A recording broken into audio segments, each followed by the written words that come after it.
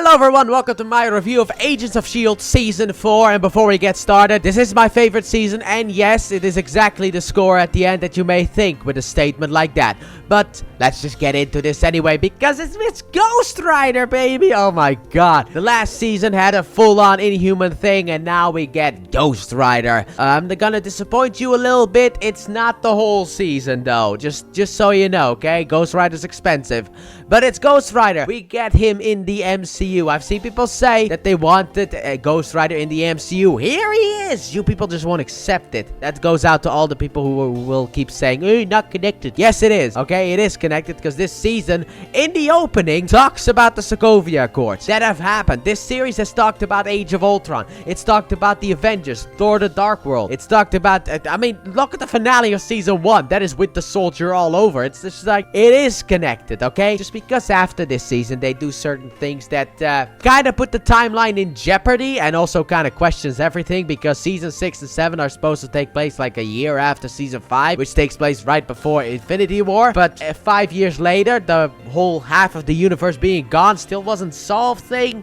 Yeah, okay, the timeline is a bit messy, and there is actually a real-world reason for the timeline being messy, sadly enough. They didn't know when they were gonna release the season. That is specifically why. But anyway, Ghost Rider isn't the only thing that we are tackling, because we are going up against the metaverse and artificial intelligence as well, boys. Because our main villain of this season is technically a book, I guess you could say, called The Darkhold, which will actually get people to be like, oh, but that one appeared in WandaVision and looked different. There are multiple Darkholds. I think that was actually established in Doctor Strange too. So eventually we're gonna get to that. Maybe next year, who's to say? I don't know, because I actually just don't know, sadly enough. But I will figure it out when I'm done with that thing. Don't you worry about that one. But it is, like I said, also about AI and, well, I said metaverse, which in a way, virtual reality and the evils of that. And I love the way that the season handles all of those plot points. Because when you think about this season, the thing that people always think about is, oh, but it's Ghost Rider. And I'm like, yeah, it is, which is done really well, and I'm a fan. I'm not a fan of what happens after, but that has nothing to do with this season or this show. It's just the fact that they were planning a Ghost Rider show and then they canceled it, and also the weird stuff about maybe not being connected to Agents of S.H.I.E.L.D. Really weird stuff that they were doing. I'm actually kind of happy that that got canceled, because it was really confusing. But to be honest, I would have loved to see a lot more from Ghost Rider, because yes, Ghost Rider does deserve his own show. Man, he deserves his own movie. If Nicolas Cage didn't have a hand in kind of ruining that, but his own movies.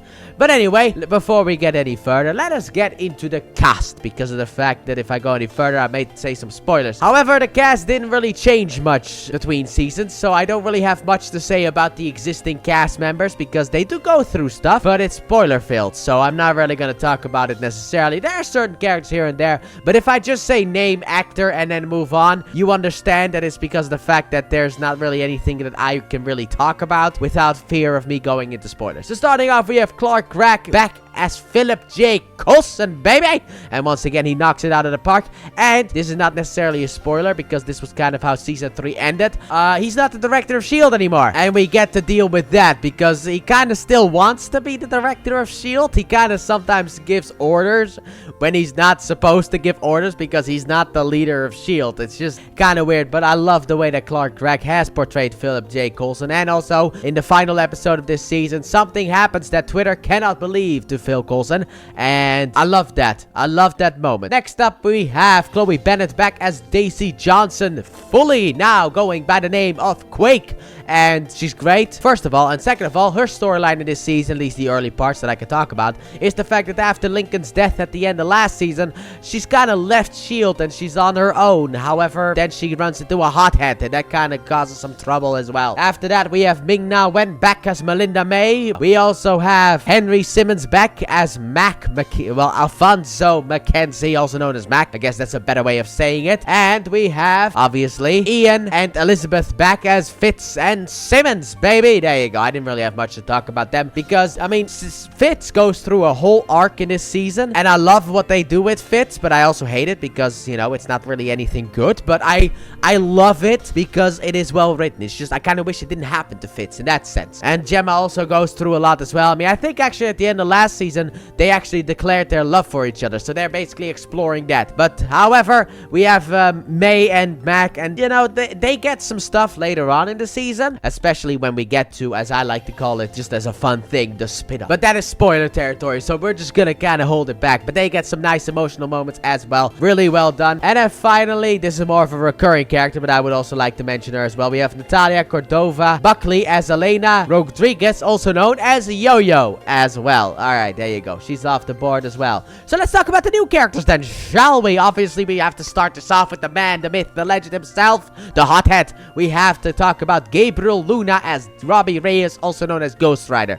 Now, the thing about Ghost Rider is the fact that I've always kind of been a fan of the character whenever I saw him. I don't hate the first Ghost Rider movie. I'll say that right now. I actually think the first Ghost Rider movie is actually kind of good. It's not perfect. It has problems, but I enjoy it. I like it. Spirit of Vengeance, though, we do not need to talk about that one. But the first one, I enjoy. And I know what people are gonna say. Where's Johnny Blaze? Why are we getting this DI version of Ghost Rider? First of all, Robbie Reyes was a Ghost Rider in the comic books, so there's no problem there. Second of all, watch the season. And third of all, I actually like him. The only thing that I find a bit weird, it takes a bit to get used to, because you always see Ghost Rider in every image with a bike. But this one has a car. Yep, indeed. Robbie Reyes is a Ghost Rider with a car. And to be honest, the effects that they use, yes, the TV effects, but they're not half bad. I like them. And I liked him in the role of Ghost Rider. I really like how Gabriel Luna shows off the pain of being Ghost Rider, because it takes a toll on you. And the storyline that they have mapped out is not comic book accurate. They made some changes for the comic books. And also, I feel like they went with Robbie Reyes because that's really the only Ghost Rider they could touch. Because if Marvel wants to do something with Ghost Rider, they're obviously gonna pick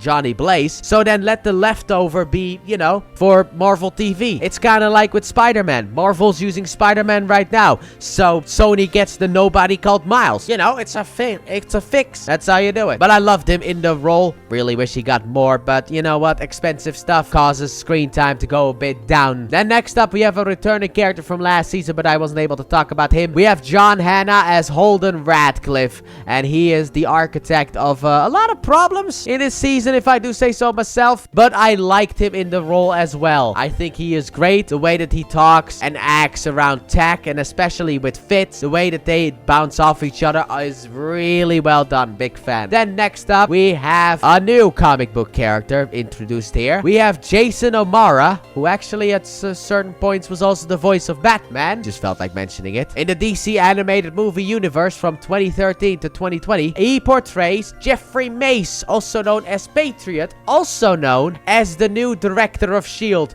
And in the beginning, you're not supposed to like him because the characters don't like him. However, I will say by the end, I liked him. I was a big fan of him. And finally, let us talk about AI itself. Because of the tease at the end of the last season, we also have Mallory Jansen as Ada, the assistant to Holden Radcliffe, who has a big storyline in this season. I was also a fan of the storyline that she goes on, even though technically I'm supposed to say it. But I loved her in the role as well. When the emotional moments needed to hit for her, it hit. And yeah, that's basically the cast. So overall, I think everyone did a phenomenal job in this season. There were certain moments where I was like, okay, the acting is a bit off, but that's because they have to act and act again, you know, kind of like Daisy sometimes. And also there's a little girl more towards the end of the season that is not good in the emotional moment. But outside of that, overall, I love this season. Like I said before, I love the Ghost Rider stuff, the way that they handle it. Yes, it's a little bit different from the comic books because they're kind of trying to blend certain aspects, I guess you could say, from Ghost Rider. And I also love the Ada and Radcliffe storyline as well that we get in this season, and the journey that Fitz and Simmons go on, and Daisy and Coulson have, and also the emotional moment that we get towards the end of the season with Mac is also really well done. It's just fun all around. Well, not necessarily fun, but still. Anyway, let us go into the final verdicts then before I spoil anything. So my final verdict for Agents of S.H.I.E.L.D. Season 4 is going to be, what do you expect? It's a 10 out of 10, boys. I love the season. I think this season is absolutely fantastic. After this, it goes down slightly for me, but I'll explain more about that when we get to the next couple of seasons of Agents of S.H.I.E.L.D. But I love the season. I think this is peak Agents of S.H.I.E.L.D. and it does the one thing that the Arrowverse has failed on. It does multiple storylines in the season, and it succeeds at it because it's got good writing and all that stuff. So I'm a big fan of the way that they handled everything in this show. I loved it. So let me know what you guys thought about this season in the comment section down below. Did you love it? Did you not? And wait for the spoiler talk in order to tell me why. And with that being said, thank you all so very much for watching, and I hope you guys have enjoyed that. If you did, please like button, subscribe if you're new, if not, sorry, turn on notifications. Don't forget to check out my Let's Play channel, link in the description and at the end of the video. And when we come back next time within the MCU, we're gonna be dealing once again with that drunken woman. Bye!